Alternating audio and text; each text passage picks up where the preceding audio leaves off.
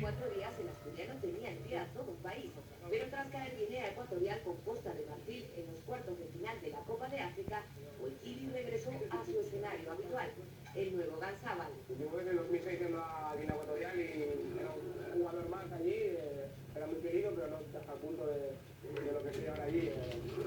Me tratan súper bien allí, ahora que estuve aquí en los 3 días me echo de menos aquello y la verdad he cambiado para bien en todo, ¿no? Sigo siendo el mismo, no voy a cambiar. Una popularidad que se ha ganado después de marcar el gol que dio a Guinea Ecuatorial el pase a cuartos de la Copa Africana por primera vez en su historia, pero que no ha cambiado su forma de ser. Sigue tomando el café con sus compañeros de equipo antes de la charla técnica para después, como uno más, saltar al terreno de juego. Hoy Daniel Suárez ha decidido que comience desde el banquillo. Sí, habló conmigo ayer y me dijo que cómo llegaba. La verdad que yo vengo un poco cansado, el cambio de equipo me está afectando bastante y bueno, decidimos que si tenía que jugar jugaría la segunda parte de los minutos. Su equipo se medía a la Universidad, un rival complicado, pero que en esta ocasión apenas inquietó al conjunto langreano.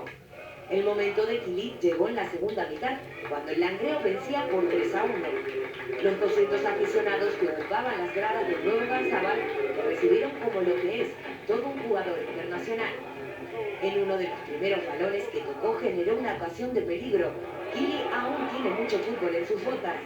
Las lesiones le impidieron hacer carrera en el Atlético, pero puede que ahora, a sus 27 años, y después de convertirse en el héroe de Guinea Ecuatorial, el fútbol profesional le dé otra oportunidad. Me gustaría probar fuera de España en otras ligas y ¿por qué no? Si tengo que irme fuera de España, pues Rusia, es lo que están llamando ahora, o Inglaterra, probar un par de años a ver cómo va, conocer otras culturas. Más